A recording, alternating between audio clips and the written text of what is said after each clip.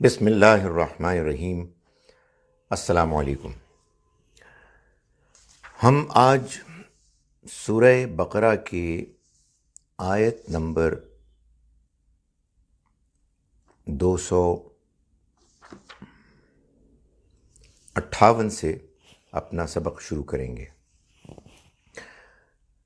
یہ مضمون جو اس وقت چل رہا ہے اس کے سیاق سباق کو اگر ہم سمجھ لیں تو قرآن مجید کے نظم کو سمجھنا ہمارے لیے آسان اور ممکن ہو جائے گا۔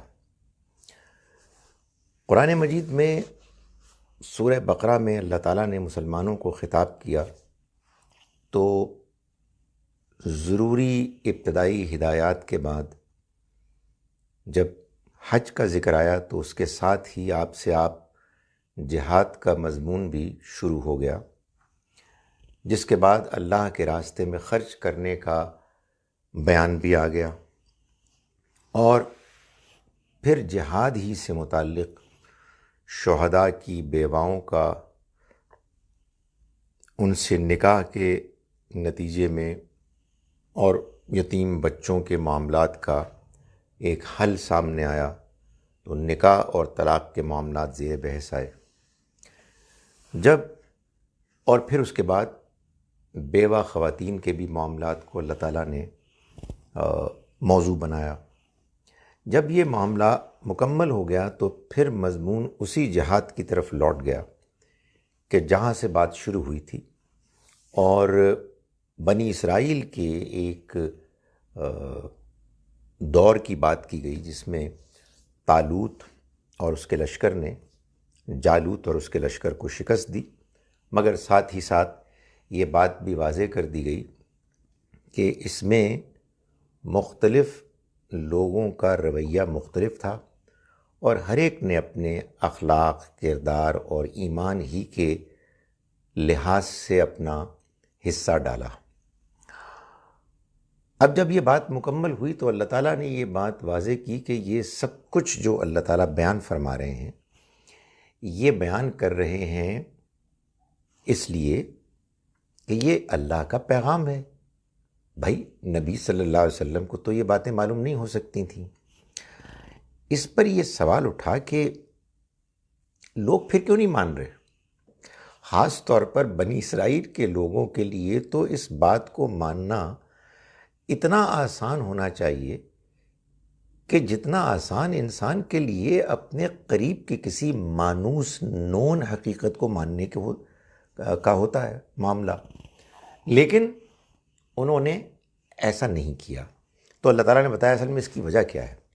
اس کی وجہ اصل میں اپنے پیغمبروں جن کو کہ پہلے ایمان جن پر وہ لائے ان کو ماننے کے معاملے میں جذباتیت اور مبالغہ ہے۔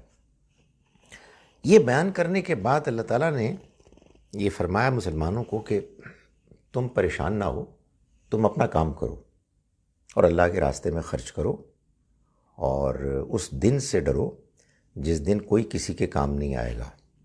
اس دن تمہیں معلوم ہے کس سے واسطہ پڑے گا؟ اس اللہ سے، پھر جس کی صفات بیان کی گئیں آیت الکرسی میں، اور یہ بتایا پھر آیت الکرسی کے بعد کہ دیکھو یہ جو ہے نا ایمان کا اور ہدایت کا معاملہ، یہ اللہ تعالیٰ نے زبردستی کا معاملہ نہیں رکھا، بلکہ اس نے لوگوں کو اختیار دیا ہے۔ جو چاہے گا ایمان لائے گا، جو نہیں چاہے گا وہ ایمان نہیں لائے گا، اللہ تعالیٰ ان کو شیطانوں کے حوالے کر دے گا۔ اس پر جو آخری بات بیان فرمائی وہ یہ تھی کہ اللہ نے یہ طے کیا ہوا ہے، یہ اللہ کا اٹل قانون ہے، اس کے دنیا میں ایک ایک بندے سے متعلق ہے کہ اللہ مددگار بن جاتا ہے ان لوگوں کا جو ایمان لانا چاہتے ہیں۔ ایمان لانا چاہتے ہیں آپ سمجھیں، جو سچائی کو جاننا چاہتے ہیں، جو حقیقت کو جاننا چاہتے ہیں۔ سچائی اور حقیقت کیا ہوتی ہے؟ یقیناً سائنٹیفک ریالٹیز بھی بڑی ریالٹیز ہوتی ہیں، اکنامک ریالٹیز بھی بڑی ریالٹیز ہوتی ہیں، آرٹ میں بھی ریالٹیز، ہسٹری میں بھی ریالٹیز بڑی ریالٹیز ہوتی ہیں، پولیٹیکل ریالٹیز بڑی ریالٹیز ہوتی ہیں، مگر آپ یقین جانیے کہ ان میں سے کوئی بھی ریالٹی اصل ریالٹی کے مقابلے میں ذرے کے برابر بھی حیثیت نہیں رکھتی۔ اصل ریالٹی تو جس کے لیے ہر انسان پریشان ہے وہ یہ ہے کہ ہم کہاں سے آئے ہیں، کس نے بھیجا ہے، کہاں جانا ہے، کیا اس زندگی کی کوئی اس مادی جو ہمارے سامنے حقیقت ہے اس کے علاوہ بھی کوئی ریالٹی ہے، اس زندگی کا کوئی مقصد بھی ہے، کوئی جو بنانے والا ہے اس کا وہ چلا بھی رہا ہے، اس کو دیکھ بھی رہا ہے، وہ ہمارے بارے میں سنجیدہ بھی ہے۔ یہ جو لوگ مرتے ہیں تو یہ کیا ختم ہو جاتے ہیں؟ یہ جو ناانصافیاں ہیں کیا یہ کبھی ان کا کوئی مداوع نہیں ہوگا؟ اصل ریالٹیز یہ ہیں۔ بڑی حیرت ہوتی ہے مجھے آنیسٹلی، اور نہیں سمجھ میں آتا، اتنے بڑے بڑے ذہین لوگ ہوتے ہیں دنیا میں اور وہ بہت سے دنیا کی ریالٹیز کو ڈھونڈنے میں اپنی زندگیاں بسر کر دیتے ہیں۔ ایسے لوگ ہیں جنہوں نے کہ جانوروں کی زندگیوں میں کیا کیا حقیقتیں پوشیدہ ہیں ان کو تلاش کرنے میں زندگی گزار دی، سمندر کے اندر مچھلیاں اور نہ جانے کیا کیا مخلوقات ہیں، انہی میں ساری زندگی گزار دی۔ میں کسی کو غلط نہیں کہہ رہا، میں کسی کو یہ نہیں کہہ رہا کہ وہ قابل مذمت ہیں، مگر یہ کیا بات ہوئی کہ جس گھر میں آپ رہتے ہیں، جس گھر میں آپ مزے کر رہے ہیں، اس کے بستر کے بارے میں تو آپ تحقیق کریں، اس کے پردوں کے بارے میں تو آپ تحقیق کریں، اس کے پنکھے کے بارے میں تو آپ تحقیق کریں، اس کے کھانوں کے بارے میں آپ تحقیق کریں۔ یہ آپ کے ذہن میں سوال ہی نہیں پیدا ہوا کہ یہ گھر کس کا ہے، اس نے یہ کیوں بنایا ہے، اس نے اس میں مجھے رہنے کے لیے کیوں بھیجا ہے، وہ مجھ سے کیا چاہتا ہے۔ یہ ہے اصل میں ایمان کا نقطۂ آغاز، کہ بندہ اگر جاننا چاہتا ہے حقیقت کو، یعنی اس حقیقت کو، اصل حقیقت کو، تو خدا اس کا مددگار بن جاتا ہے، پھر وہ اس کو نکالتا ہے گمراہی کے اندھیروں سے ہدایت کی روشنی کی طرف۔ یہ دھیرے دھیرے ہوتا ہے، یہ اچانک نہیں ہوتا کہ آپ کو اچانک نظر آئے کہ او ہو اب تو مجھے بات سمجھ میں آ گئی۔ نہیں، یہ اتنی سستی چیز نہیں ہے، یہ اتنی آسان چیز نہیں ہے۔ اس میں اللہ تعالیٰ انسان کی کمٹمنٹ دیکھتا ہے، اس کا اخلاص دیکھتا ہے، اور پھر آہستہ آہستہ وہ اندھیروں سے نکالتا ہے۔ اندھیرے بڑے گھٹاٹوپ ہیں، جھوٹ، مادہ پرستی، دھوکہ، انانیت، مقابلے بازی، بے حیائی، زنا کاری، نہ جانے کیا کیا ہے، شراب، جوا، یہ اندھیرے ہیں۔ ان اندھیروں سے نکالتا ہے اور ہدایت کی روشنی کی طرف لے جاتا ہے۔ سو یہ لوگ جو پوچھتے ہیں کہ بھائی اگر تمہارے پاس کوئی آخرت کی دلیل ہے، کوئی خدا کی دلیل ہے، کوئی وحی کے برحق ہونے کی دلیل ہے تو دکھاؤ۔ یہ نادان یہ سمجھتے ہیں کہ اصل میں یہ کوئی کسی سائنٹیفک ریالٹی کو جیسے پروف کرتے ہیں ایسے یہ بھی یا تو پروف کرو لیبارٹری میں، ورنہ آپ اپنا کام کریں اور فارغ ہوں۔ قرآن مجید یہ بتاتا ہے کہ ایک تو انسان کے اندر یہ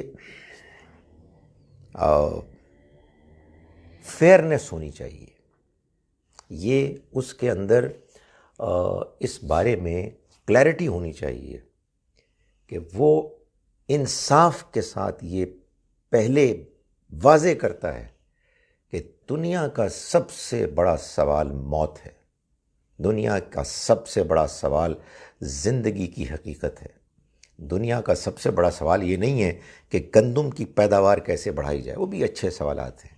سو جس نے زندگی کی حقیقت، یہ گھر کیوں بنایا گیا ہے، اس کو اپنا سب سے بڑا سوال بنایا، تو خدا کہتا ہے کہ میں اس کا ہاتھ پکڑ لیتا ہوں اور پھر اس کو نکالتا ہوں گمراہی کے اندھیروں سے ہدایت کی روشنی کی طرف، آہستہ آہستہ۔ یہ میں بتا چکا پچھلے لیکچر میں، پچھلے سبق میں، کہ یہ مختلف لوگوں کے ساتھ مختلف طریقوں سے ہوتا ہے۔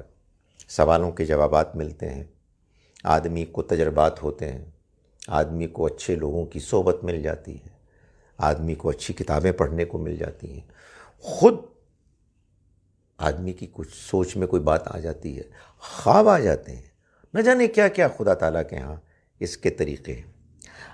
یہ بات بیان کرنے کے بعد، یہ اصول بات بیان کرنے کے بعد، اب اللہ تعالیٰ اس کی کچھ مثالیں بیان کر رہا ہے۔ اصول کیا ہے؟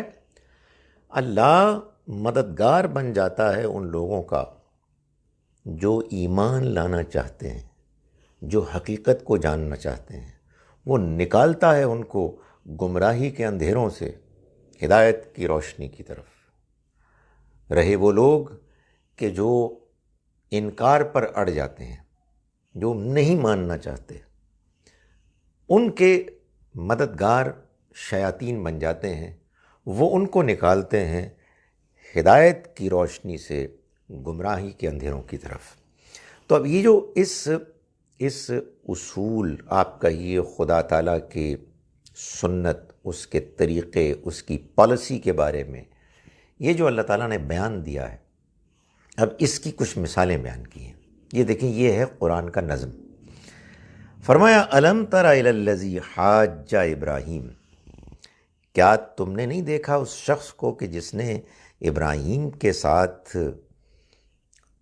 بحث کی، حجت کرنا چاہی، فی ربی، اس کے رب کے بارے میں، ابراہیم کے رب کے بارے میں، ان آتاہ اللہ الملک، اس وجہ سے کہ اللہ نے اس کو بادشاہت دی، تو اس نے ابراہیم سے بحث کی۔ اب یہ دیکھیں، اچانک بات شروع ہو گئی، کیا تم نے نہیں دیکھا؟ یہی قرآن کا اسلوب ہے۔ ہم کو قرآن کے سیاق سباق میں پیچھے سے جو بات چلی آ رہی ہے، اس میں یہ دیکھنا ہوگا کہ بات کیا ہو رہی تھی، اور آگے سے اس کو جوڑنا ہوگا۔ یعنی مثال کے طور پر ہم یہ کہہ سکتے ہیں کہ اگر تمہیں یہ بات، یہ اصول سمجھنا ہے، تو پھر لو تمہیں ہم اس کو سمجھاتے ہیں چند مثالوں سے۔ کیا تم نے نہیں دیکھا اس شخص کو کہ جس نے ابراہیم سے اس کے رب کے بارے میں بحث کی، اس لیے کہ اللہ نے اس کو بادشاہت دی؟ یہ معلوم ہوتا ہے کہ ابراہیم علیہ السلام کے زمانے کا بادشاہ نمرود ہے، جس کے بارے میں اللہ تعالیٰ یہ واقعہ بیان کر رہا ہے۔ اس زمانے کے جو حالات تھے وہ یہ تھے کہ لوگ دیوتاؤں کو مانتے تھے، بڑے بڑے، اور ان کو خدا مان کر پھر یہ بھی تھا کہ ان کے اوتار، یعنی زمین میں ان کے مظہر بھی مانتے تھے۔ چنانچہ سب سے بڑا جو دیوتا مانا جاتا تھا وہ سورج دیوتا تھا، اور نمرود بادشاہ اپنی بادشاہت کی وجہ سے اپنے آپ کو سورج دیوتا کا اوتار، اس کا مظہر، یعنی وہی نیچے ایک دوسری شکل میں آ گیا، وہ قرار دیتا تھا۔ اور یہ اس کے ہاں غلط فہمی، دھوکہ اس لیے پیدا ہوا کہ اس کو اللہ نے بادشاہت دی۔ بادشاہت ایک بہت بڑی پریولیج ہے، بڑی نعمت ہے، کوئی برائی نہیں بادشاہت میں، پیغمبر بھی بادشاہ ہوئے ہیں، داؤد، سلیمان علیہ السلام۔ لیکن اگر بادشاہ شکر گزاری نہ کرے، انصاف نہ کرے، تو پھر وہ گمراہی کی طرف دھکیل دیا جاتا ہے۔ سو یہ اللہ تعالیٰ بتا رہے ہیں ایک ایسے شخص کے بارے میں کہ جس کو اللہ نے پھر شیطان کے حوالے کر دیا، اس لیے کہ اس نے ایمان لانے سے انکار کیا اور انکار کو پسند کیا۔ فرمایا کہ اذ قال ابراہیم، یہ اس موقع کی بات ہے کہ جب ابراہیم نے کہا ربی الذی یحیی و یمیت، میرا رب تو وہ ہے کہ جو زندگی دیتا ہے اور موت دیتا ہے۔ حقیقت واقعہ یہ ہے کہ اگر اللہ تعالیٰ کو انٹروڈیوس کرانا ہو تو سب سے ایفیکٹو طریقہ یہی ہے، کسی کو متوجہ کرنا ہو کہ اللہ کی ذات وہ ذات ہے جو زندگی دینے والا ہے اور موت دینے والا ہے، باقی باتیں تو بعد میں ہیں۔ یہ اس کی قدرت، اس کی رحمت اور اس کی حکمت سب سے بڑا مظہر ہے کہ اس نے لائف دی، زندگی دی، اور پھر وہ زندگی کو ختم کرتا ہے۔ لیکن نمرود بادشاہ بیوقوف تھا، وہ گھمنڈ تکبر میں مبتلا تھا، وہ صحیح بات ماننا نہیں چاہتا تھا۔ چنانچہ اس نے کہا کہ قال انا احیی و امیت، میں بھی زندہ کرتا ہوں، میں بھی موت دیتا ہوں۔ چنانچہ کہتے ہیں کہ اس نے بیوقوف آدمی نے ایک ایسے مجرم کو کہ جس کے بارے میں موت کی سزا کا فیصلہ ہو گیا تھا، اس نے کہا کہ میں اس کو آزاد کرتا ہوں، یہ دیکھو میں نے اس کو زندگی دے دی۔ اور ایک دوسرے شخص کو کہ جو بے قصور تھا، اس نے اس کو موت کی گھاٹ اتار دیا، فیصلہ کیا کہ اس کو موت مار دیا جائے۔ تو اس نے کہا دیکھو تمہارا رب اگر زندگی دیتا ہے اور موت دیتا ہے تو اس میں کیا کمال، میں بھی زندہ کرتا ہوں، میں بھی لوگوں کو موت دیتا ہوں۔ ظاہر ہے کہ پرلے درجے کی حماقت تھی، لیکن جو لوگ تکبر میں مبتلا ہوتے ہیں وہ مغرور اپنے آپ کو دھوکہ دیتے ہیں، وہ اسی طرح کی حماقتیں کرتے ہیں۔ ان کی جو حماقت ہے وہ ایک نیوٹرل آدمی کو نظر آتی ہے، لیکن وہ خود اس کو دیکھنے سے اور اس کے وہ چیلے کہ جو اس کے دام میں جس کے سے متاثر ہو کے اس کی جو بھی کیرزما ہے اس میں مبتلا ہوتے ہیں، ان کو نظر نہیں آتی۔ تو فرمایا کہ قال ابراہیم، ابراہیم نے فرمایا فَإِنَّ اللَّهَ يَأْتِي بِالشَّمْسِ، اچھا اگر یہ بات ہے تو اللہ سورج کو مشرق سے لاتا ہے، فَأْتِ بِهَا مِنَ الْمَغْرِب، تم اس کو مغرب سے لے آؤ۔ اللہ کے پیغمبر اللہ کے دین کا پیغام دیتے ہیں بہترین انداز میں، وہ بحث کرنے والے لوگ نہیں ہوتے۔ میں تو یہ دیکھتا ہوں کہ صبح و شام جو دیندار لوگ ہیں وہ بھی سیاستدانوں کی طرح بحث کرتے رہتے ہیں، بیان بازی، ادھر سے بیان آیا ادھر سے بیان آیا۔ بھائی آپ کو اگر حق بات سمجھانی ہے، اگر آپ کو حق بات پہنچانی ہے، پھر بحث سے کیا فائدہ؟ بحث تو آپ یقین جانیے کہ ایک فٹ بال، ہاکی، کرکٹ میچ ہوتا ہے جس میں دونوں ٹیمیں اپنے اپنے جیت کے لیے شاٹیں مار رہے ہوتے ہیں، ککس مار رہے ہوتے ہیں۔ تو پیغمبر ایسے نہیں ہوتے۔ جیسے ہی ابراہیم علیہ السلام نے یہ محسوس کیا کہ یہ بیوقوف آدمی تو بحث میں پر اتر آیا، تو ابراہیم علیہ السلام نے اس بحث کو وہیں رکھا، اس نقطے کو وہیں رکھا اور ایک نیا نقطہ ریز کیا کہ اچھا یہ بات ہے تو میرا رب تو سورج کو مشرق سے لاتا ہے، تم ایسا کرو اس کو مغرب سے لے آؤ۔ ابھی تم نے میرے سامنے کیا نا کہ ایک وہ شخص کے جس کو موت کی سزا ہو گئی تھی تم نے اس کو زندہ رکھا، اور جو بالکل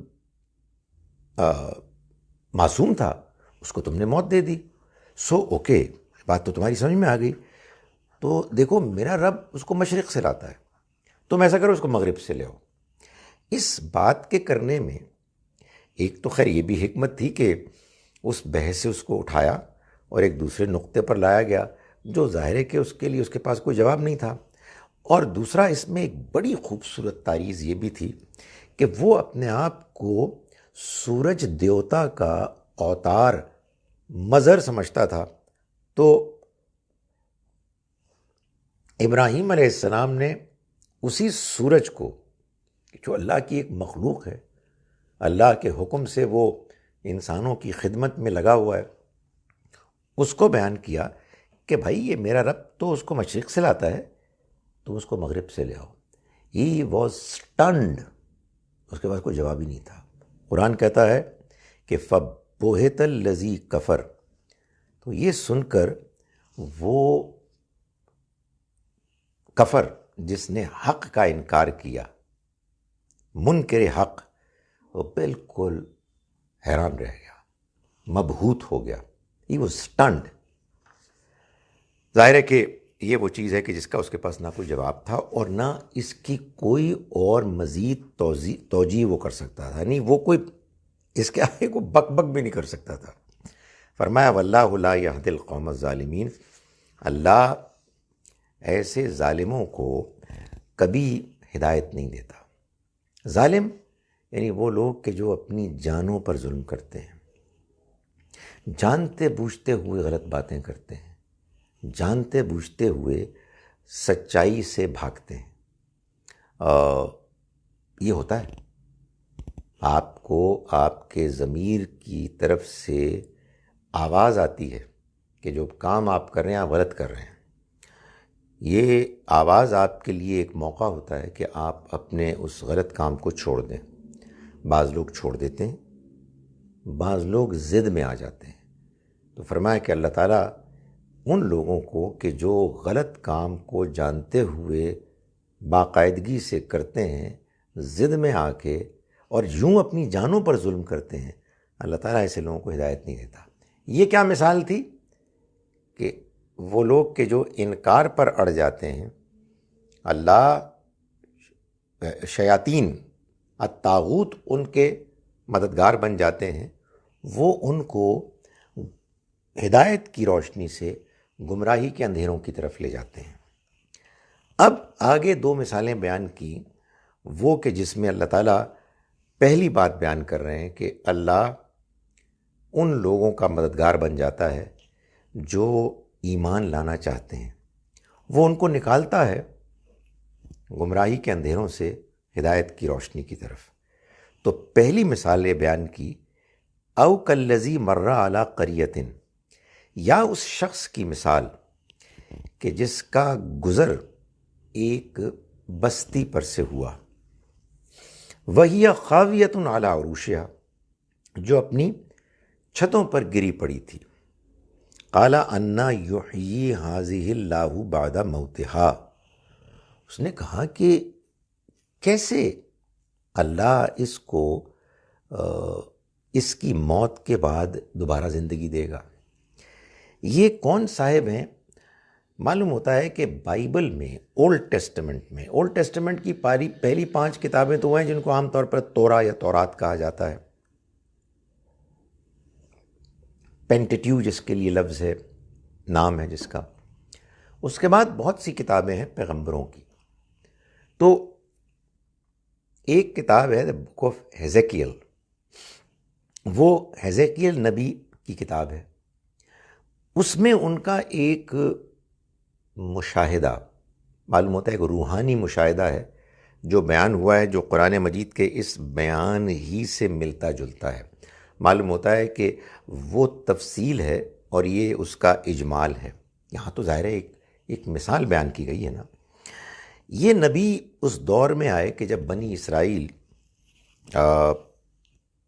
اخلاقی روحانی پستی میں مبتلا تھے، اور معلوم ہوتا تھا کہ ان کے اخلاقی اور روحانی موت کے بعد زندہ ہونے کا کوئی امکان نہیں۔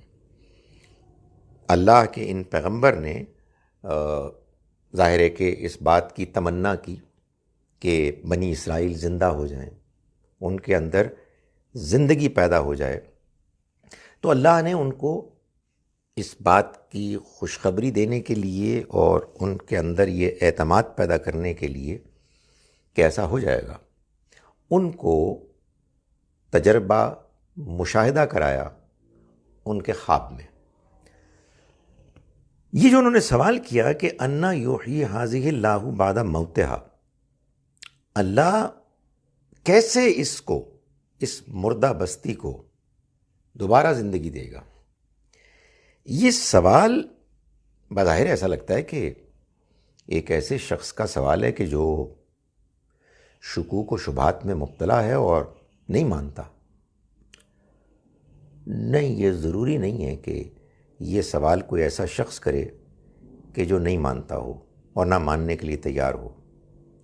بعض اوقات کیا ہوتا ہے کہ آدمی جاننا چاہتا ہے، ماننا چاہتا ہے، مگر اس کو سمجھ میں نہیں آ رہی ہوتی کہ یہ کیسے ہوگا. اس کے ماننے کے راستے میں کچھ تردد ہوتا ہے، وہ کچھ ابھی مخمسے میں ہوتا ہے، مشکل میں ہوتا ہے کہ یہ کیسے پاسبل ہوگا.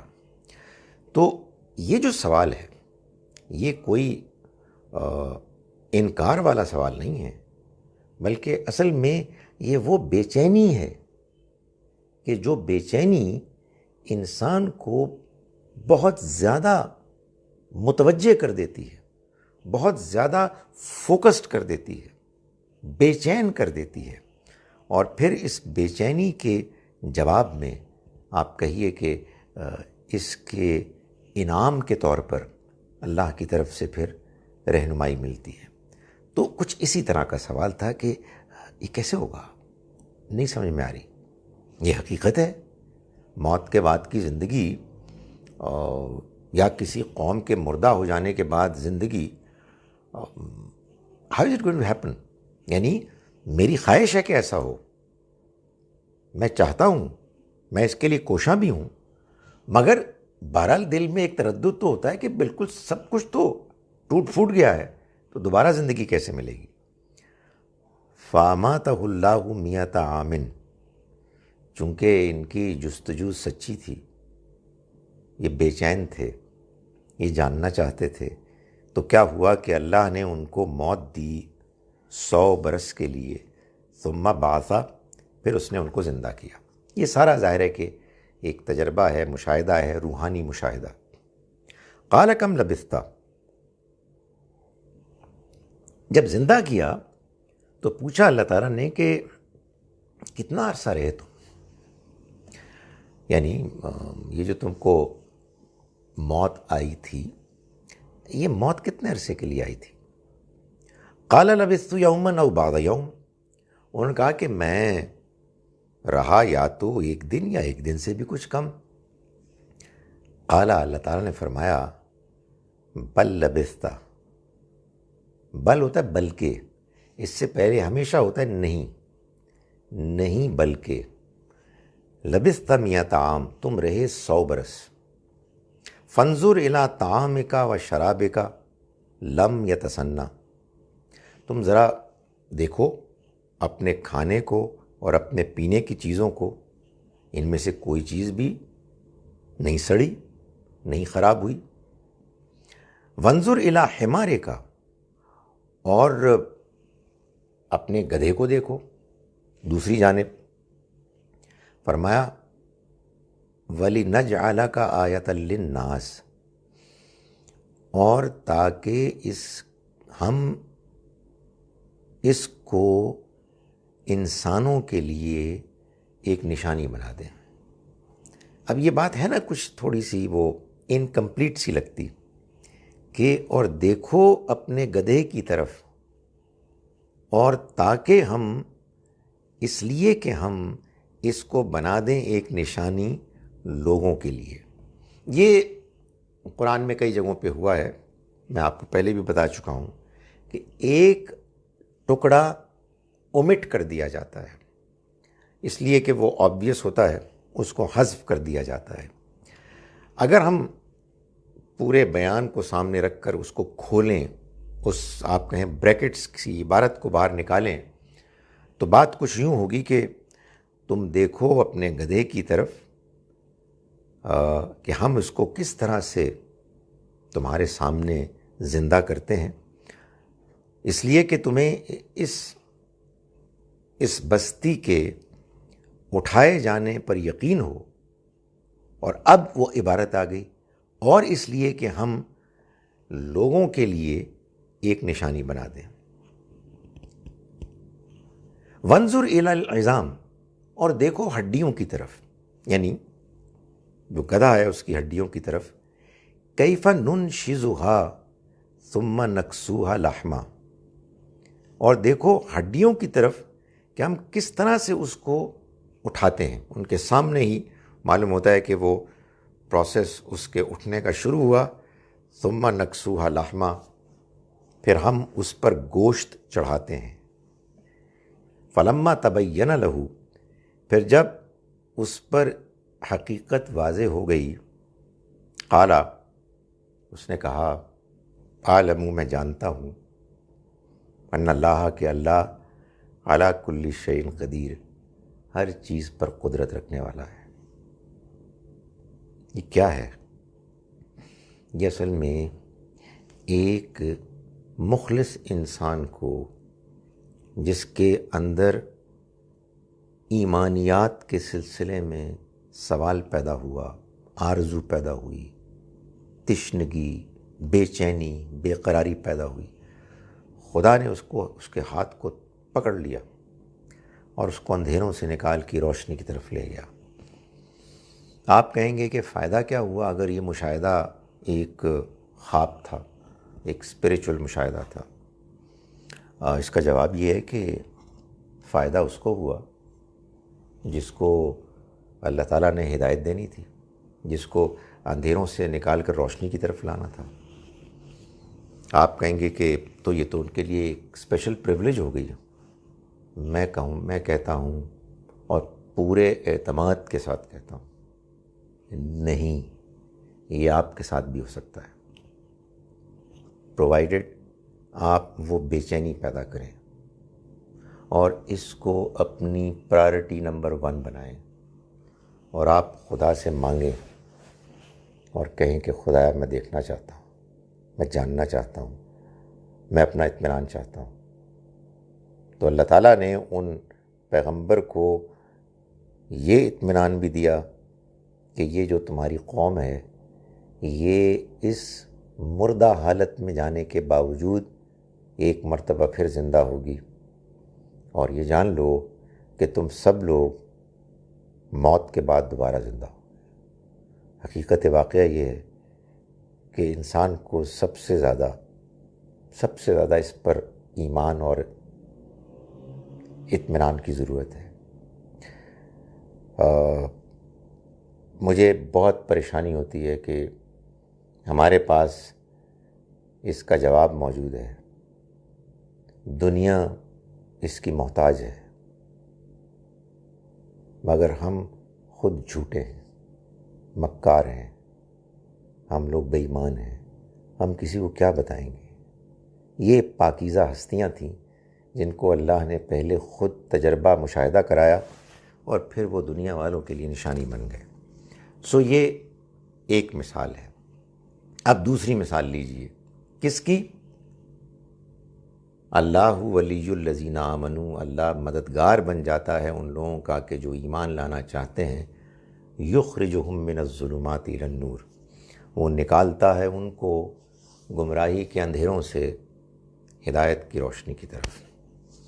فرمایا وَإِذْ قَالَ ابراہیم، اور یاد کرو اس وقت کو کہ جب کہا ابراہیم نے، یہی ابراہیم جن کا ذکر ابھی پہلے آیا تھا۔ غالباً یہ اس واقعے سے پہلے کا یہ واقعہ ہے۔ رب ارنی کیف تحیی الموتیٰ، اے میرے رب تو مجھے دکھا تو مردوں کو زندہ کیسے کرے گا۔ یہ اللہ کے پیغمبر پوچھ رہے ہیں۔ قال اولم تؤمن، اللہ تعالیٰ نے بالکل صحیح سوال کیا، ابراہیم کیا تم ایمان نہیں رکھتے؟ Don't you believe? قال بلا، انہوں نے فرمایا کہ کیوں نہیں، میں مانتا ہوں، ولکن لیطمئن قلبی، مگر یہ میں اس لیے پوچھتا ہوں تاکہ میرے دل کو اطمینان ہو جائے۔ سبحان اللہ، یعنی ایمان کی کوئی انتہا نہیں ہے۔ ایمان تو بڑھتا، مزید بڑھتا رہتا ہے یا اس کے بڑھنے کی گنجائش ہوتی ہے.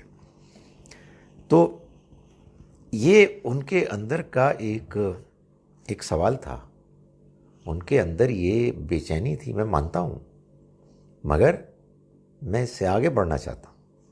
میں اپنے دل کا اطمینان چاہتا ہوں. میں لوگوں کو دعوت دینی ہے.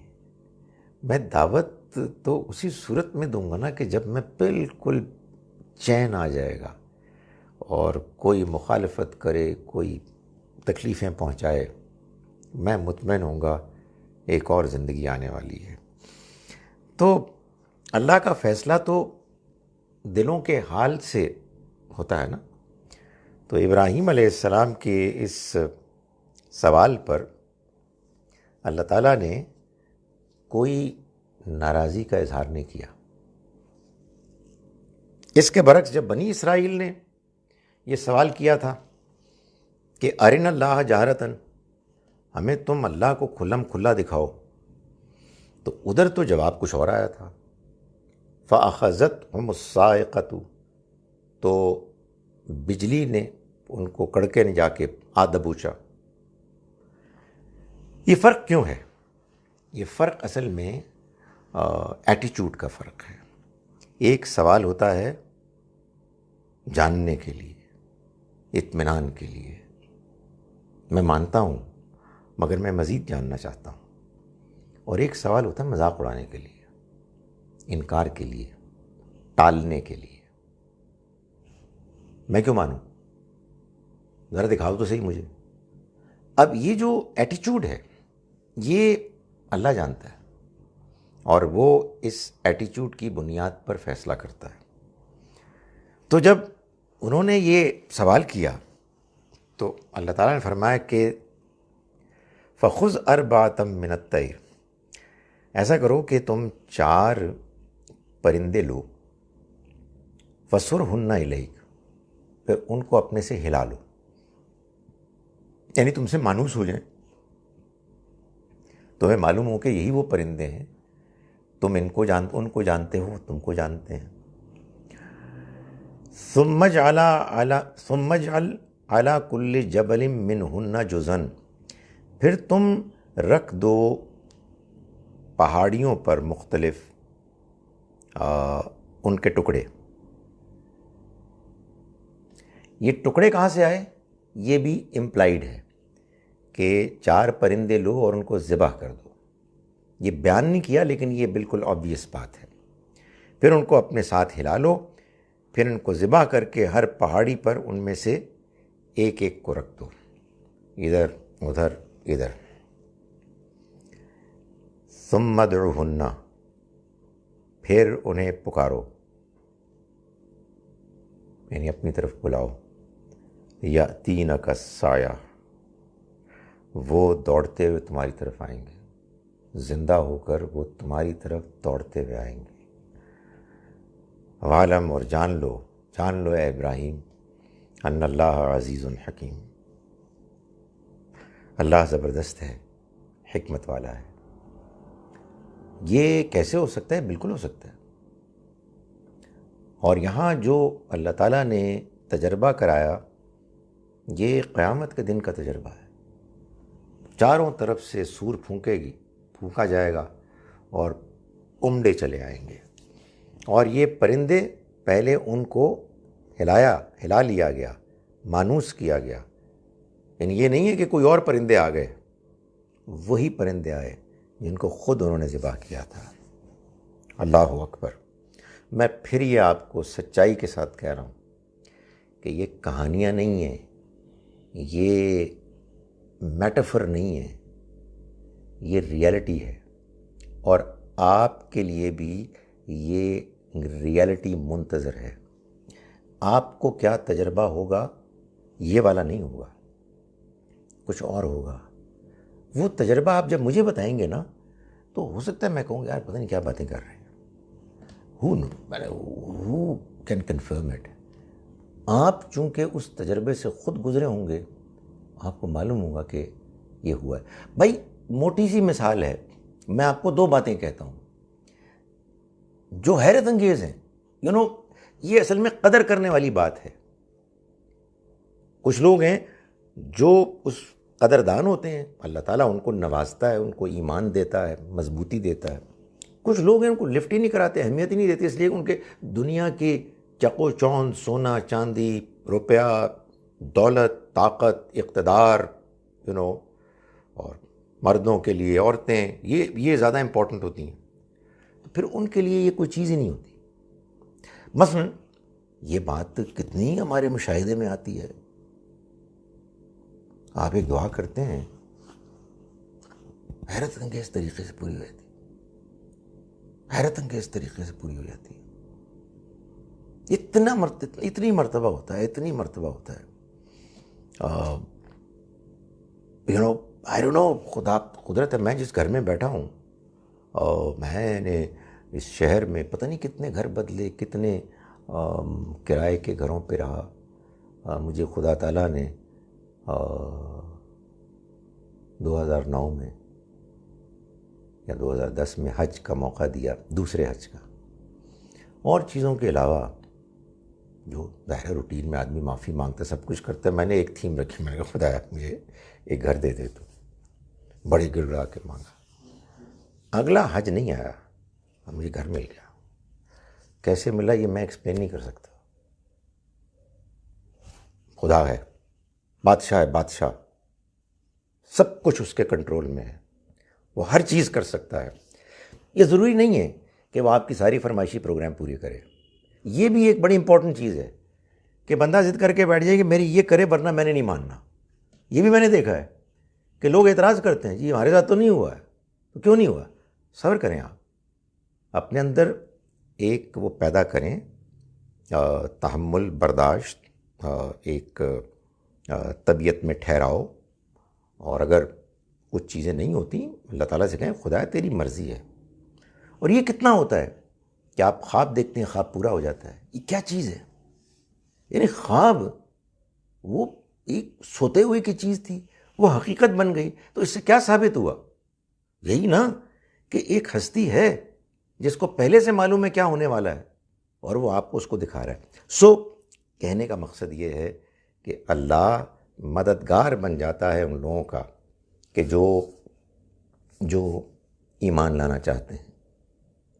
ان کا ہاتھ پکڑ لیتا ہے اور ان کو گمراہی کے اندھیروں سے ہدایت کی روشنی کی طرف لے جاتا ہے.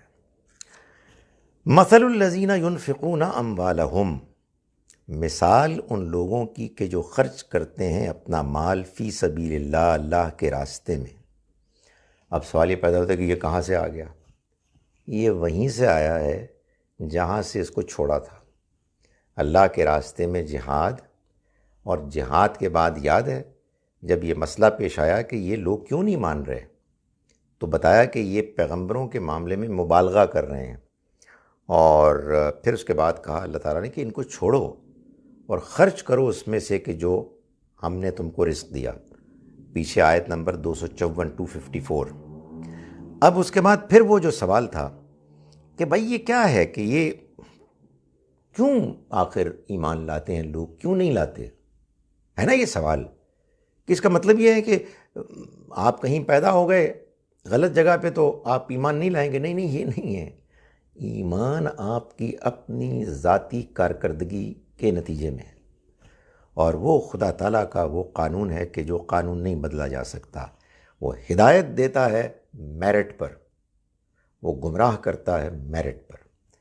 تو اب یہ بات واضح کرنے کے بعد دوبارہ وہی جہاد اور اللہ کے راستے میں خرچ والا مضمون آ گیا. مثال ان لوگوں کی کہ جو خرچ کرتے ہیں اپنا مال فی سبیل اللہ، اللہ کے راستے میں، کمثل حبۃ، وہ ایک دانے کی مثال کی طرح ہے، انبتت، جس سے پھوٹی 7 سنابل، 7 بالیاں، فی کل سنبلۃ، ہر بالی میں ہو 100 حبہ، 100 دانے. دانہ ایک تھا، اس ایک دانے سے 700 دانے نکلے. پہلے 7 بالیاں نکلیں، پھر 700 دانے نکلے. پھر ہر بالی میں 100 دانے وہ 7 دانے بن گئے۔ فرمایا واللہ یضاعف لمن یشاء، اللہ بڑھاتا چڑھاتا ہے جن کے لیے چاہتا ہے۔ واللہ واسع علیم، اور اللہ بڑی وسعت والا، بڑے علم والا ہے۔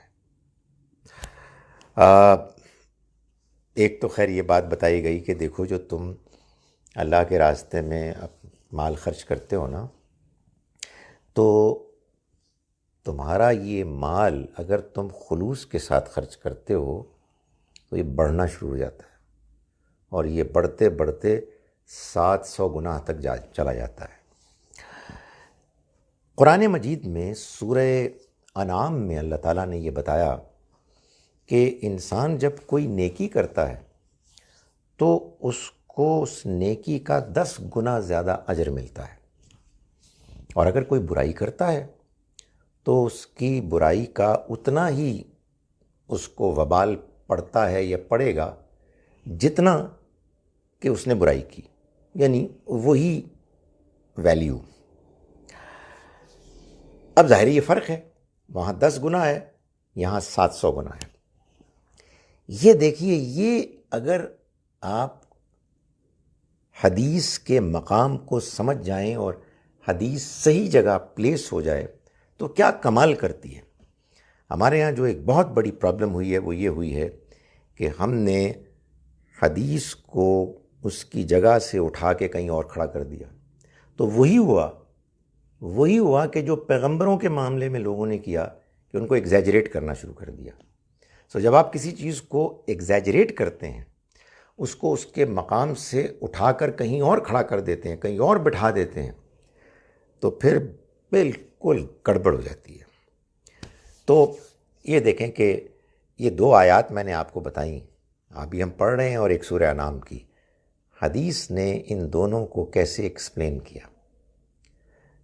نبی صلی اللہ علیہ وسلم نے فرمایا کہ اللہ تعالیٰ نے فرمایا، یعنی اس کو کہتے ہیں حدیث قدسی، کہ جس میں حضور یہ بتا رہے ہیں کہ اللہ تعالیٰ یہ فرماتے ہیں کہ جب کوئی بندہ نیکی کرتا ہے تو اس کو اس کا اجر ملتا ہے 10 گنا سے لے کر 700 گنا تک۔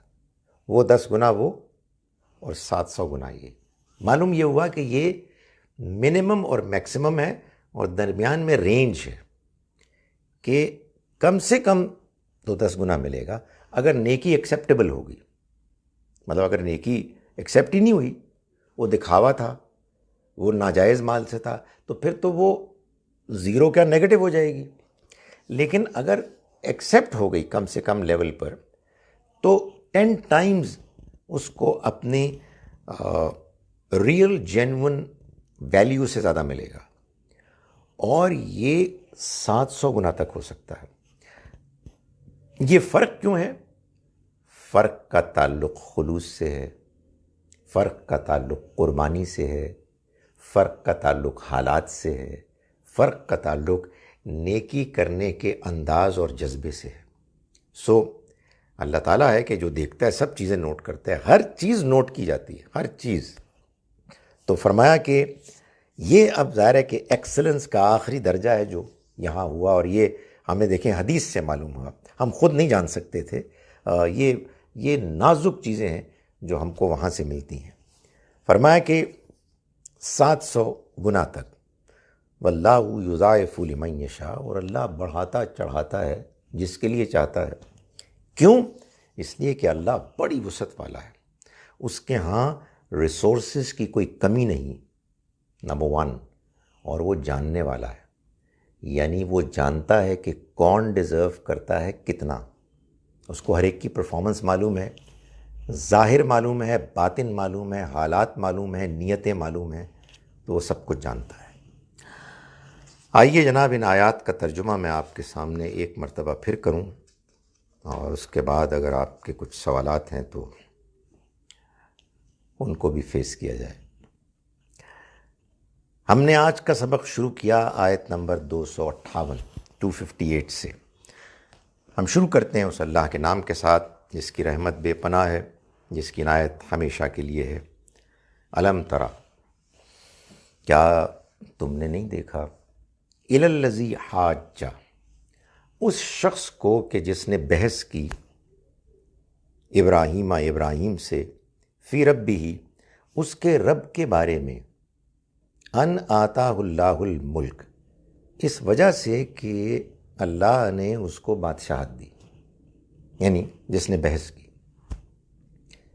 اذ قال ابراہیم، یہ وہ موقع ہے کہ جب ابراہیم نے اس کو کہا، ظاہر دعوت دی ابراہیم علیہ السلام نے، پیغمبر تو سب سے پہلے بادشاہوں کو دعوت دیتے ہیں، جیسے موسیٰ علیہ السلام نے بھی کیا، ربی الذی یحیی و یمیت، کہ دیکھو میرا رب وہ ہے جس پر ایمان کی میں تمہیں دعوت دے رہا ہوں، جو زندگی دیتا ہے، جو موت دیتا ہے۔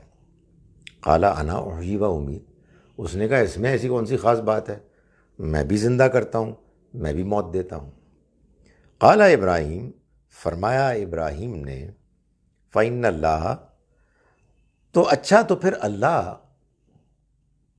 اللہ یاتی بالشمس من المشرق، سورج کو مشرق سے لاتا ہے، طلوع کرتا ہے، فاتی بہا من المغرب، تو تم اگر ٹھیک کہہ رہے ہو تو تم اس کو مغرب سے لے آؤ۔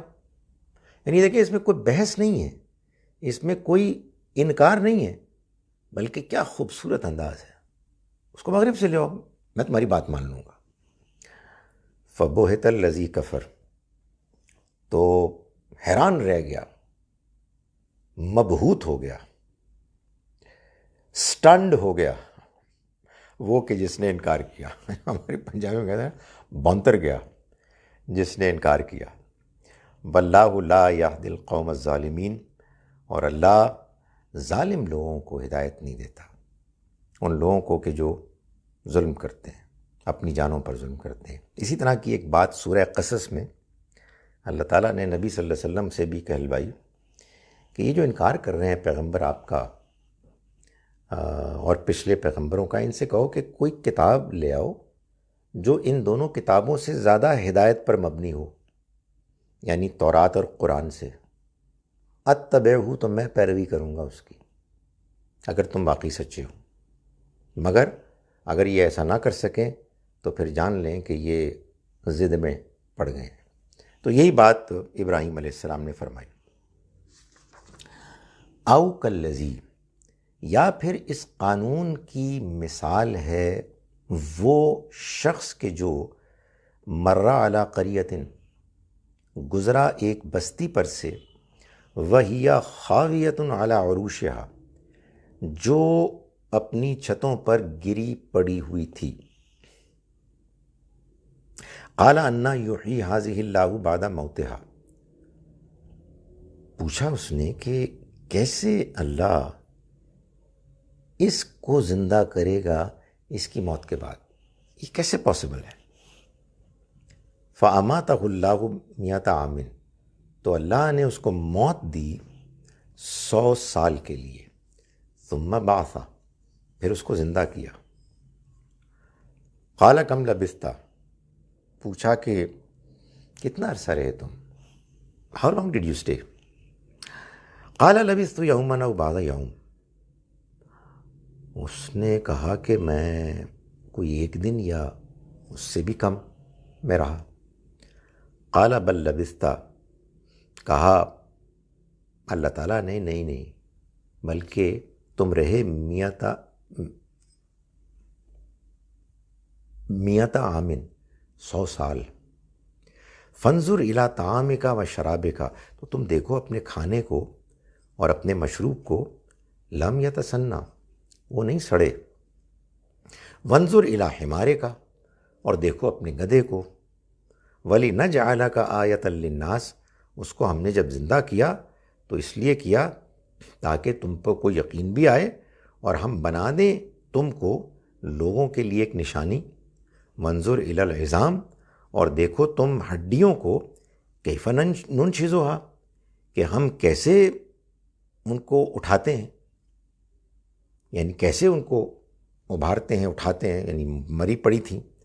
ثم نکسوھا لحما، پھر کیسے ہم ان کو گوشت پہناتے ہیں۔ فلما تبین لہ، پھر جب ان پر واضح ہو گیا، قالا، یعنی ان پر حقیقت واضح ہو گئی، قالا تو انہوں نے کہا عالموں میں نے جان لیا ان اللہ علی کل شیء قدیر کہ اللہ ہر چیز پر قدرت رکھتا ہے، یہ میں نے مان لیا، میں نے جان لیا۔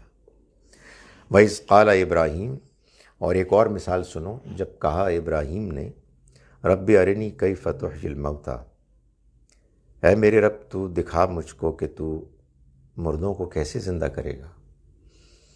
قال اولم تؤمن، فرمایا اللہ نے کہ کیا ابراہیم تم مانتے نہیں ہو؟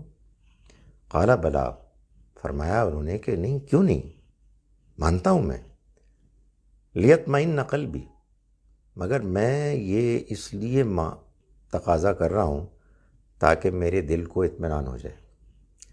قال، فرمایا پھر اللہ تعالیٰ نے فخذ اربعۃ من الطیر، تو یوں کرو کہ تم 4 پرندے لے لو، فصرہن الیک، پھر ان کو اپنے سے ہلا لو، مانوس کر لو، ثم اجعل علی کل جبل، پھر ان کو ذبح کرو اور ان کے ٹکڑوں کو چاروں طرف پہاڑ پر بکھیر دو،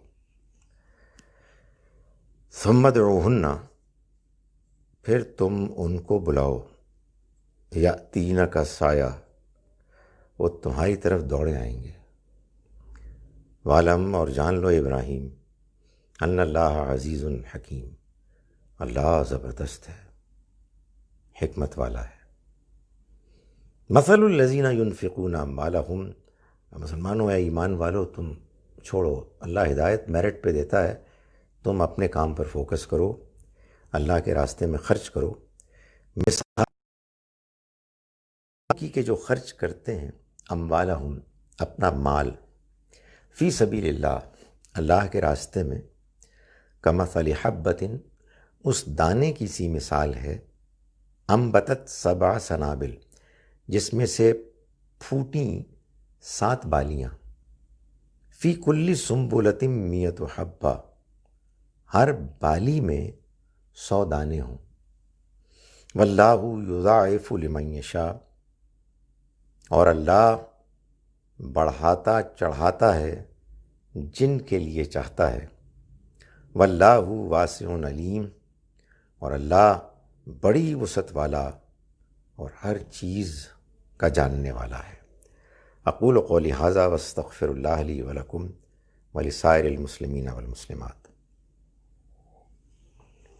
اب دیکھتا ہوں جناب کہ میری قسمت میں کیا کیا سوالات ہیں جو آج ڈالے گئے ہیں۔ اے اللہ میری مدد فرمائی ہو۔ بعض اوقات تیرے بندے بڑے مشکل سوال کرتے ہیں۔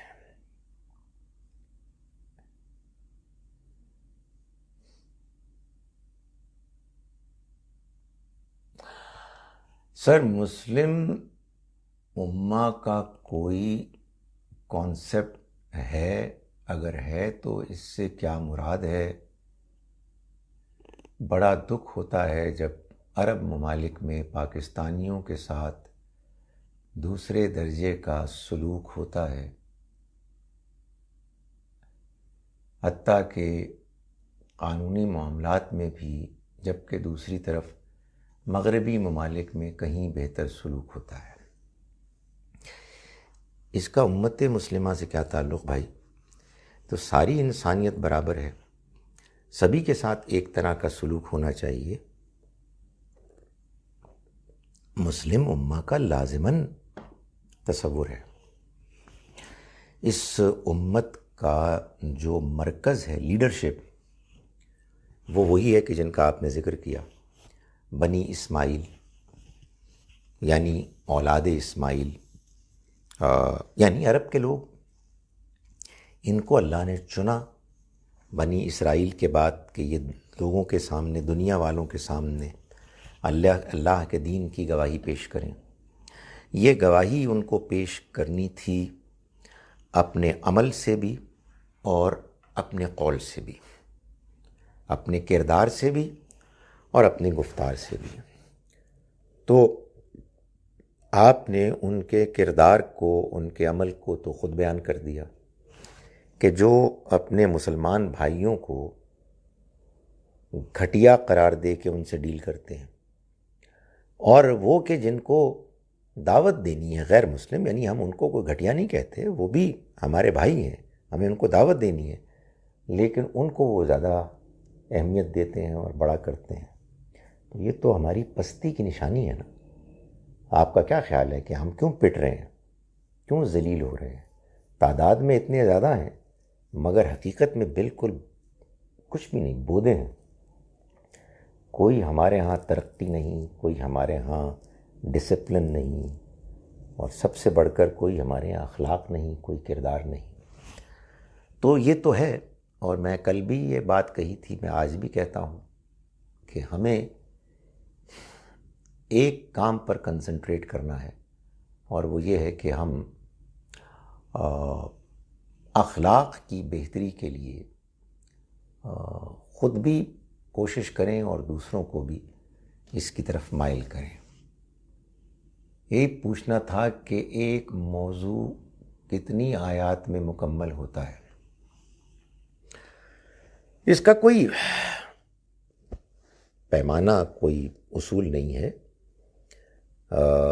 اس کا تعلق اس بات سے ہے کہ وہ موضوع کیا ہے، جہاں زیر بحث ہے وہاں اس کو کتنا بیان کرنا طویل یا مختصر درکار ہے.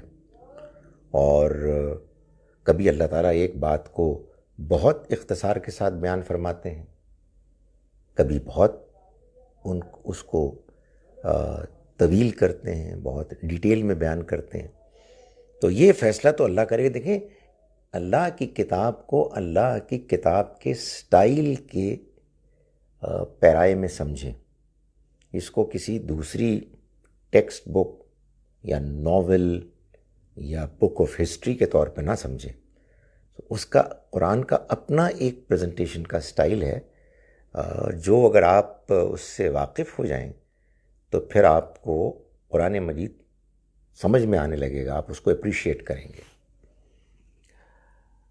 While reading prophets' stories in Holy Quran, Allah says that people's wealth or power became a hindrance for them from accepting the truth, and it's always that mostly poor people accepted.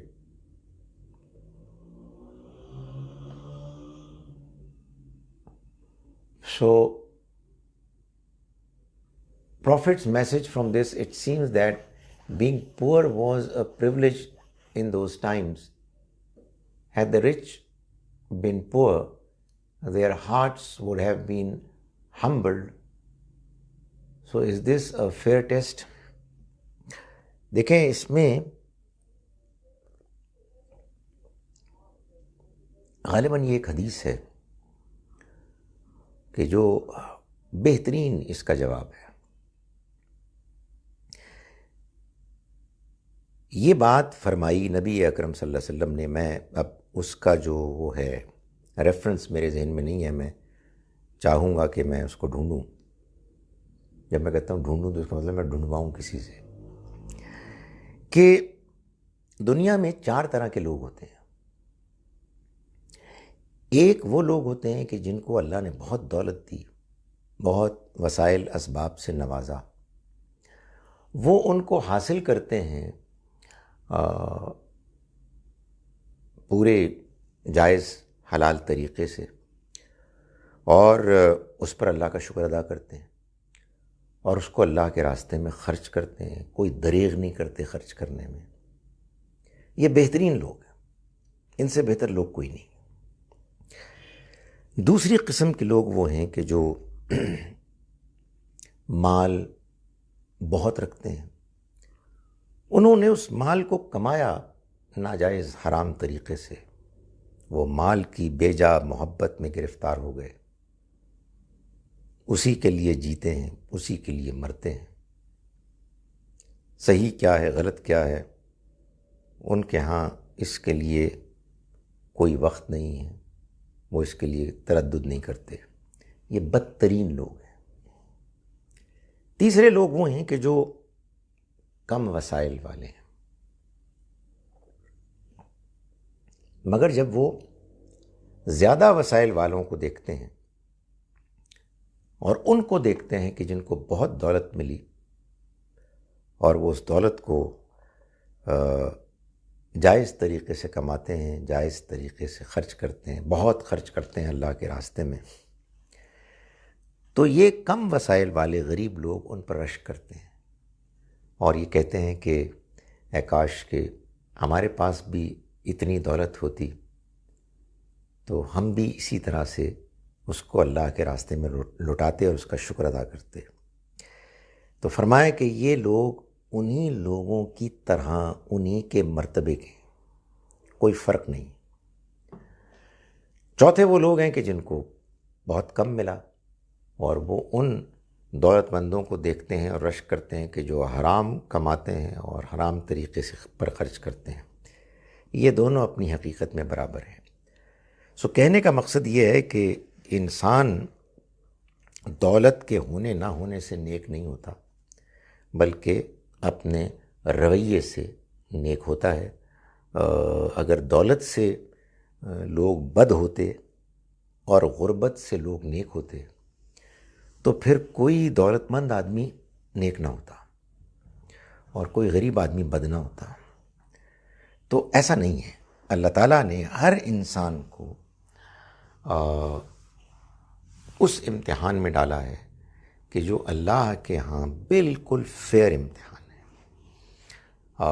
اس بات کو اگر میں یوں کہوں کہ اللہ نے جس کو دولت کے امتحان میں ڈالا ہے، اس کی اسیسمنٹ میں اس کے لیے دولت والے امتحان ہی میں کامیاب ہونے کے امکانات زیادہ تھے، اور جس کو غربت کے امتحان میں ڈالا ہے اس کو غربت کے امتحان میں کامیاب ہونے کا امکان ہی زیادہ تھا۔ یہ جو دولت کی کنڈمنیشن ہے قرآن مجید میں، احادیث میں یا بائبل میں، یہ اصل میں ناجائز دولت کی ہے۔ وہ دولت کہ جس کو کہ انسان ناجائز طریقے سے کماتا ہے، ناجائز طریقے سے خرچ کرتا ہے۔ ورنہ قرآن مجید نے جا بجا، ایک جگہ نہیں کئی مقامات پر دولت کو جس لفظ سے پکارا ہے، معلوم ہے کیا ہے؟ خیر۔ ابھی آئے گا، ہم اگلے ہی انشاءاللہ سبق میں پڑھیں گے کہ جو کچھ تم خرچ کرتے ہو من خیرن یوفا الیکم، تمہیں لوٹا دیا جائے گا۔ وہی موضوع دوسری صورتوں میں بھی آتے ہیں، لیکن ایک جگہ پر کئی آیات میں مکمل ہوتا ہے۔ یہی وہ چیز ہے کہ جس کو قرآن مجید نے بیان کیا ہے کہ یہ ہے تصریف آیات، بات کو بدل بدل کر بیان کرنا۔ دیکھیں، قرآن مجید کوئی معلومات کی کتاب نہیں ہے، قرآن مجید کوئی ٹیکسٹ بک بھی نہیں ہے، قرآن مجید ہدایت کی کتاب ہے۔ ہدایت کی کتاب سے مراد یہ ہے کہ آپ کو وہ موٹی موٹی حقیقتیں سمجھ میں آ جائیں۔ سمجھ میں آ جائے سے کیا مطلب ہے؟ سمجھ میں آ جائے سے مطلب یہ نہیں ہے کہ آپ کہیں اچھا ہاں ٹھیک ہے سمجھ میں آ گئی، ہاں تہاڈی گل صحیح ہے، بالکل ٹھیک ہے۔ سمجھ میں آ جائے سے مراد یہ ہے کہ آپ کے اندر داخل ہو جائیں، آپ ان باتوں کو جذب کر لیں، آپ کی شخصیت کا حصہ بن جائیں۔ چنانچہ قرآن مجید نے ان حقائق کو بدل بدل کر بیان کیا ہے۔ اور میں آپ کو بتاؤں، یہ ایک حقیقت ہے، یہ کمال ہے قرآن کا کہ پتہ نہیں کتنی مرتبہ، کافی مرتبہ پڑھ لیا ہوگا میں نے قرآن۔ I'm sure کہ 100 تو کوئی مسئلہ ہی نہیں ہے۔ ظاہر ہے کہ اتنی مرتبہ پڑھنے کو جب ملتا ہے قرآن، کبھی بور نہیں کرتا۔ عجیب چیز، عجیب کتاب ہے۔ آئی بیٹ کوئی کتاب آپ نکالیں، اس کو آپ چوتھی پانچویں مرتبہ یار بس کرو یار، بہت ہو گئی ہے۔ ناٹ دا قرآن۔ مطلب یہ سورہ یوسف میں نے کتنی مرتبہ پڑھی ہے، اللہ کرے میں اور بہت مرتبہ پڑھوں۔ اٹس اسٹرینج، یعنی یہ باسی نہیں ہوتا۔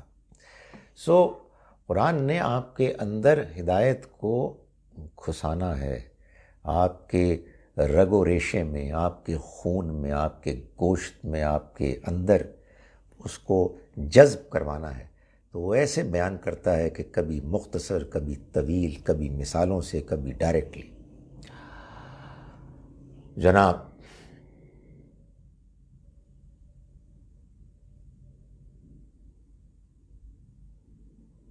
تاکہ موضوع مکمل ہونے کا اندازہ ہو، دیکھیں قرآن کے سٹائل کو سمجھیں تو انشاءاللہ آپ کو میری بات سمجھ میں آئے گی۔ بہت سے لوگ سوال اٹھاتے ہیں کہ پریشر میں کسی کے بر صغیر میں، یار میں اپنے لباس کو اوپر کرتا ہوں تاکہ کچھ نظر آئے، بر صغیر میں کسی نبی کے مبعوث ہونے کی تصدیق نہیں ہے، جہاں بہت زیادہ بت پرستی تاریخی طور پر رائج رہی ہے۔ لوگ سوال اٹھاتے ہیں کہ اس علاقے اور اس طرح کے اور بہت سے علاقے ہدایت سے محروم رہے، جیسا کہ سورہ یاسین میں بھی ارشاد ہے کہ تمہارے آبا جو پہلے ڈرائے نہیں گئے ہیں۔ دیکھیے یہ والی جو آرگومنٹ ہے نا، جو آپ پیش کر رہے ہیں، یہ احمدیوں کی آرگومنٹ ہے۔ یہ بات ہی ٹھیک نہیں ہے کہ پیغمبر اس لیے آتے ہیں تاکہ لوگ ٹھیک ہو جائیں۔ کدھر ٹھیک ہوئے بھائی؟ یہ لوگوں کو اصل میں بہت سی غلط فہمیاں ہوتی ہیں، قرآن پڑھتے نہیں ہیں۔ وہ جو قرآن پڑھتے ہیں لوگ، میں ان سے پوچھتا ہوں کہ لوط علیہ السلام کے آنے کے بعد کتنے لوگ ٹھیک ہوئے؟ معلوم ہوتا ہے لیس دین 10۔ نوح علیہ السلام کے آنے کے بعد کتنے ٹھیک ہوئے؟ تو یہ فلسفہ ہی غلط ہے کہ مطلب پیغمبر اس لیے آتے ہیں کہ بندے ٹھیک ہو جائیں۔ وہ ہمارے یہ کہتے ہیں نا یہ لوگ پھر کہ بھائی اب کیوں نہیں پیغمبر آئے 1400 سال سے؟ بھائی پیغمبروں کے آنے کا یہ مقصد نہیں ہوتا۔ پیغمبروں کے آنے کا مقصد یہ تھا خدا کی ہدایت ان لوگوں کے لیے اویلیبل، ایکسیسیبل ہو جو ہدایت جاننا چاہتے ہیں۔ وہ ہدایت پہلے ایسے ہوتا تھا کہ ہر قوم کے لیے براہ راست ہوتی تھی، چنانچہ اسی کے لیے قرآن نے کہا وَلِكُلِّ قَوْمٍ ہاد، ہر قوم کے لیے ایک ہادی ہے، ہادی رہا ہے۔ وَلِكُلِّ قَوْمٍ رسول، ہر قوم کے لیے ایک رسول آیا۔ کب؟ جب ذرائع ابلاغ اور نقل و حمل کے، ٹریولنگ کے ذرائع بہت پریمیٹیو تھے۔ سو کئی 100 کلومیٹر کے فاصلے پر جو بستی تھی، دوسری بستی کا اس کو پتہ ہی نہیں تھا، یا ذرا سے ہی معلوم تھا کہ وہ وہاں لوکیٹڈ ہے، but what is happening we don't know. اس زمانے میں یہ ضرورت تھی کہ ہر ایک کے پاس آئے، لیکن جب وہ آ کر چلے گئے تو اب بات یہ ہے کہ ہمارے پاس بھی جب نبی صلی اللہ علیہ وسلم آئے تو آج سے 1400 سال سے زیادہ ہو گیا ہے نا۔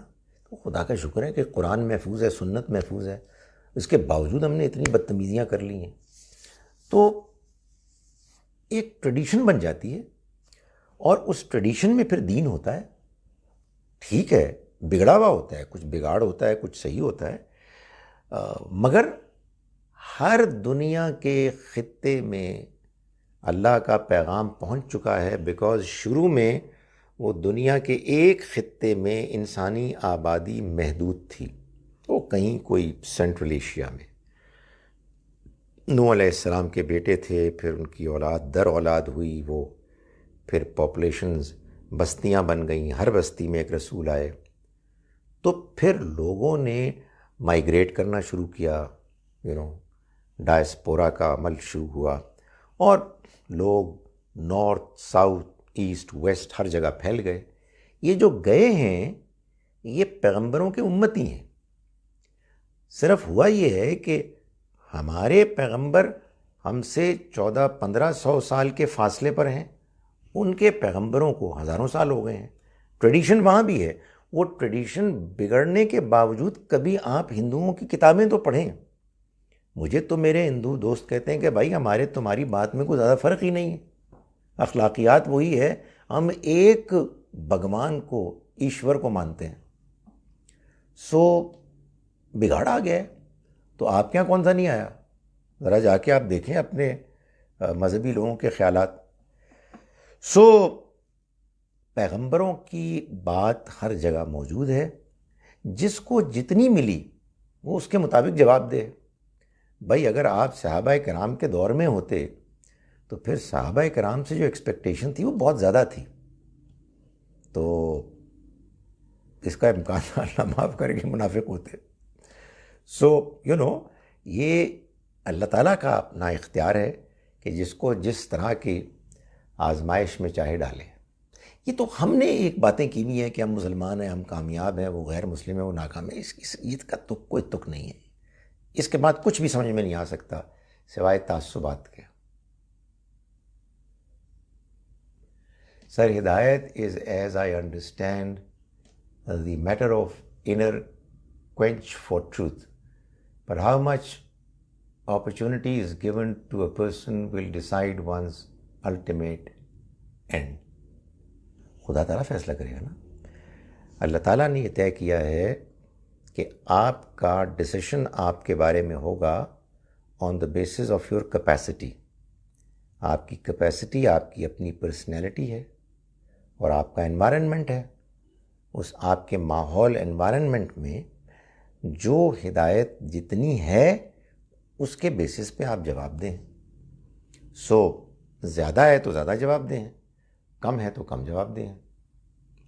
How do we know that the experience of the prophet described in آیت 59 واز اسپرچول؟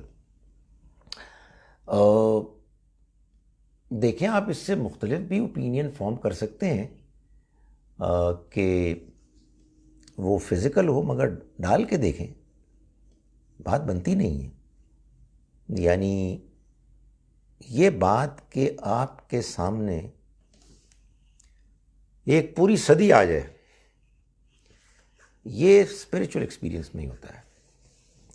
اگر آپ ناراض نہ ہوں اور مجھے اجازت دیں تو یہی معاملہ معراج کے سفر میں بھی ہوا. صدیوں کا فاصلہ طے ہو گیا اور بہت سی ایسی باتیں کہ جو ظاہر ہے کہ فزیکل ورلڈ میں آپ نہیں دیکھ سکتے، وہ اسپریچول ورلڈ میں نظر آ جاتی ہیں. تو اس کا پورا ڈسکرپشن یہ بتاتا ہے. آپ اس کو فزیکل ماننا چاہتے ہیں تو مان لیں، مگر آپ کے اسپریچول ماننے پر سوال اٹھانے سے معلوم ہوتا ہے کہ اسپریچول ایکسپیرئنس کوئی کمتر ہوتا ہے نہیں، اف اینی تھنگ بہتر ہوتا ہے. Honestly physical experience, material experience is unreliable. مطلب میرے سامنے کوئی واقعہ ہوا ہے، میرا دیکھنے کا جو ہے نا اسکوپ بڑا محدود ہے. میں یوں دیکھوں گا، ادھر ادھر نہیں دیکھ سکوں گا. سو آئی ڈونٹ نو، ایک ہوا کرتی تھی چھوٹی اسکرین، پھر ایک سنیما اسکوپ آ گیا. تو یہ جو اسپریچول ایکسپیرئنس ہوتا ہے یہ تو پورا سنیما اسکوپ کیا 4 ڈائمینشنل ہوتا ہے، سب کچھ آپ کو نظر آتا ہے. تو فزیکل ایکسپیرئنسز کی بڑی لمیٹیشنز ہیں، وہ کوئی اتنا اعلیٰ ایکسپیرئنس نہیں ہوتا. ہدایت کبھی کیا بھائی میرے، تو یہ آپ کسی اور کو ایکسپلین کر رہے ہیں تو مجھے نہیں پڑھنے کی ضرورت نا. اور کبھی کسی عامی کے ذریعے سے، کبھی اللہ رب العزت دوسرے عوامل سے کسی پر اتمام حجت کر دیتے ہیں، جن پر اتمام حجت ہو خواہ نبی کے ذریعے یا کسی اور شخص کے ذریعے. ٹھیک ہے جی، صحیح کہہ رہے ہیں آپ. There are stories of prophets but we ordinary mortals, how do we get to this stage that we get so close to God that we reach.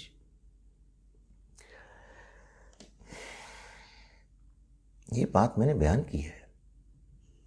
میں نے یہ بات اپنی ڈسکشن میں خاص طور پر پوائنٹ آؤٹ کر کے ایمفسائز کی ہے کہ یہ ہر ایک کے ساتھ ہو سکتا ہے، ہر ایک کے ساتھ ہوتا ہے اپنے اپنے لیول پر۔ میرا خیال ہے کہ وہ اس وقت آپ یا تو موجود نہیں تھے یا سن نہیں سکیں، میں نے یہی تو بات کی ہے۔ اگر صرف پیغمبروں کے ساتھ ہو تو پھر اس کا فائدہ ہی کوئی نہیں ہے، پھر تو ہمارے لیے سٹوری ہے۔ خلوص انسان کے اندر ہو اور جاننے کے لیے ڈیسپریشن ہو تو یہ آج بھی ہوتا ہے، آج بھی ہوتا ہے، کوئی شبہ نہیں ہوتا ہے۔ جس کے ساتھ ہوا ہے وہ آپ کو گواہی دے گا کہ اس کے ساتھ ہوا ہے۔ صرف آپ کو اس کے لیے ایک کام کرنا ہے کہ خدا سے جب آپ ہدایت مانگیں تو آپ کہہ دیں کہ یہ مجھے سب سے زیادہ عزیز، میں اس کے لیے ہر چیز چھوڑنے کے لیے تیار ہوں، تو خدا ہاتھ پکڑے گا آپ کا۔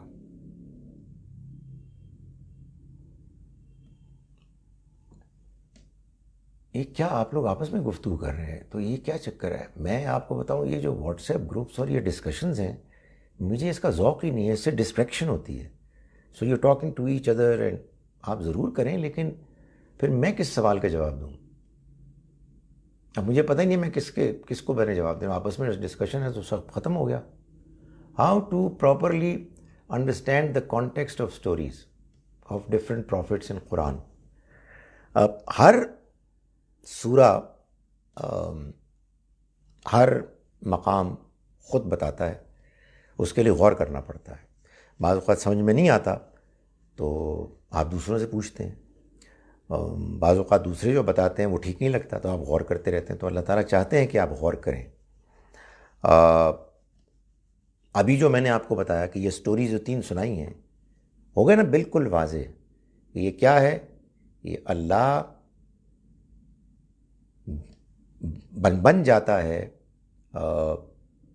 دوست، ولی، مددگار ان کا، جو ایمان لانا چاہتے ہیں، ان کو اندھیروں سے، گمراہی کے اندھیروں سے نکال کے ہدایت کی روشنی کی طرف لے جاتا ہے۔ تو یہ اس کی وضاحت ہے۔ سیاق سباق میں آپ دیکھیں گے تو آپ کو معلوم ہو جائے گا کہ یہ سٹوریز کس کانٹیکسٹ میں بیان ہو رہی ہیں۔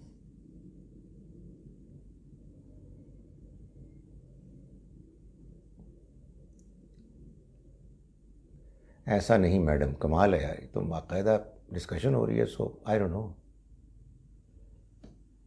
if done from deep down, sooner or later you see some results. I had questions about Islamic concepts. Most of the scholars' explanation I used to find contradictory. I got my answers. Now I got. یہ میں آپ کو بتاؤں، یہ مجھے کئی لوگوں نے بتایا ہے، not about me but about others. ایک کسی صاحبہ نے بتایا کہ میں رو پڑی۔ میں نے کہا خدا مجھے نہیں سمجھ میں آ رہی، یہ لوگ جو باتیں کر رہے ہیں مجھے سمجھ میں نہیں آ رہی۔ وہ کہتی ہیں میں سجدے سے اٹھی، ٹی وی لگایا تو ایک صاحب بول رہے تھے اور میں نے کہا واو، یہ تو بالکل میرے دل کی آواز ہے۔ Allah make him sleep when this happens in prophet Ibrahim era. Even prophets who were the chosen ones and the most pious and noble ones amongst all present have doubts on life after death. We ordinary beings also have that doubt, mostly not provided by proof. The prophets are also privileged. نہیں، آپ نے بھی میری بات نہیں سنی۔ پھر یہ doubt نہیں ہے، یہ ڈاؤٹ نہیں ہے، یہی تو قرآن کہہ رہا ہے۔ انہوں نے کہا کہ میں مانتا ہوں لیکن مزید اطمینان چاہتا ہوں۔ اور یہ بھی میں نے کہا کہ پروف والا پروف ہی نہیں ہے جو لوگ مانگتے ہیں۔ آپ سرنڈر کریں خدا کے سامنے کہ میں آئی وانٹ ٹو نو، تو پھر وہ آپ کو آپ کے حالات میں بتائے گا۔ اس میں جو اپنے پہلے سے پری کنسیوڈ نوشنز اور اپنے آئیڈیاز ہیں، جو ڈیفینڈ نہیں کیے جا سکتے، ان کو چھوڑنا پڑے گا اور یہ خدا کو بتانا پڑے گا کہ I want to know the truth. Doubt نہیں، مزید اطمینان. وَلَٰكِن لِيَطْمَئِنَّ قَلْبِي، میں اپنے دل کا اطمینان چاہتا ہوں. سو وہ آلریڈی مان رہے تھے، مگر ماننے کے درجات ہیں. یہ نہیں ہے کہ نہ ماننے اور ماننے کے درمیان کچھ ہو رہا تھا.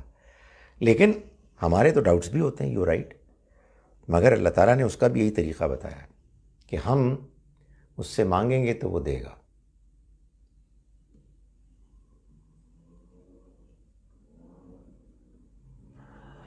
وہ حضرت ادریس علیہ السلام تھے.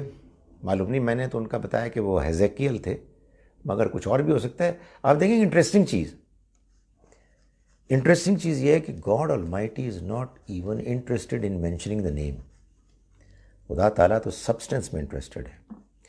سورہ کہف میں اللہ تعالیٰ نے اسی طرح کی ایک سٹوری سنائی کچھ نوجوانوں کی، اور یہ بتایا کہ ان کو بھی سلا کے اس نے پھر دوبارہ اٹھا دیا، موت کے بعد زندگی دی. اور اس کے بعد کہا کہ لوگ اس بحث میں بڑھ گئے کہ وہ 3 تھے اور چوتھا ان کا کتا تھا، یا 4 تھے اور 5واں ان کا کتا تھا. یعنی بحث یہ شروع کر دی. حالانکہ جو اصل چیز ہے وہ یہ ہے کہ موت کے بعد ایک اور زندگی کے آنے کی دلیل سامنے آ گئی. Some of our brothers believe Muslim solution is in خلافت. کیا یہ کیا چیز ہے؟ خلافت تو کوئی چیز نہیں ہے. امرہم شورا بینہم ہے. ابو بکر رضی اللہ عنہ کا انتخاب کسی اور طرح سے ہوا تھا، حضرت عمر کا انتخاب کسی اور طرح سے ہوا تھا، حضرت عثمان کا انتخاب کسی اور طرح سے ہوا تھا، حضرت علی کے زمانے تک تو پھر مسلمانوں میں خانہ جنگی شروع ہو گئی تھی. تو آپ کس نظام کی بات کر رہے ہیں؟ اللہ نے اپنا دین دیا اور مسلمانوں پر چھوڑ دیا کہ وہ وقت کے ساتھ ساتھ اس کو ایوالو کریں. جو لوگ خلافت کی بات کرتے ہیں تو خلافت کا تو مطلب ہے نبی صلی اللہ علیہ وسلم کے بعد آنے والے، وہ خلیفۃ الرسول تھے. کوئی نظام خلافت ہے، یہ لوگوں کی خواہش ہے. What equal opportunities to reach haqq is not provided, how those people will be dealt with. جس کو جتنی اپرچونٹیز ملی ہیں اس کا حساب کتاب اسی لحاظ سے ہوگا. جس کو اچھی طرح سے سمجھ لیں، جس کو زندگی ملی ہے، زندگی، اس کے لیے ہائیسٹ لیول پر جانے کی اپرچونٹی ہے. Highest level per, I am absolutely clear, جس کو زندگی ملی ہے. باقی یہ توفیق کی بات ہے، یہ اپنے حوصلے کی بات ہے، دلچسپی کی بات ہے. ہر آدمی اپنے اپنے طور پر کرتا ہے. کچھ لوگ اعتراضی کرتے رہتے ہیں کہ جی ان کو مل گئی، ہمیں نہیں ملی. آپ کو بھی ملی ہوئی ہے. آپ اپنے حالات کے لحاظ سے اپنی اپرچونٹی کو ڈھونڈیں، موجود ہے، اس کو ضائع نہ ہونے دیں. پیغمبروں کے زمانے میں بھی کفار بھی تھے، منافق بھی تھے. یعنی ایسا نہیں تھا کہ وہ کہتے جی بس کمال ہو گیا جی ہمیں اپرچونٹی ملی ہے. اس زمانے میں بھی اس طرح کے لوگ تھے. How to understand Furqan and Burhan with example. Furqan and Burhan, Furqan تو قرآن نے اپنے آپ کو کہا ہے، صحیح اور غلط میں فرق کرنے والی چیز، اور برہان دلیل کو کہتے ہیں. Listen to Quran, it opens another angle. Hope God gives us break on judgment day. او نہیں بھائی، ججمنٹ ڈے میں تو فیصلہ ہوگا. یہ دعا کریں کہ اس سے پہلے ہم آگے بڑھیں اور ہدایت اور اخلاق اور عبادت اور روحانیت میں وہ اللہ کی طرف سے اگلے لیولز کو حاصل کریں جس سے ہماری آخرت کامیاب ہو جائے.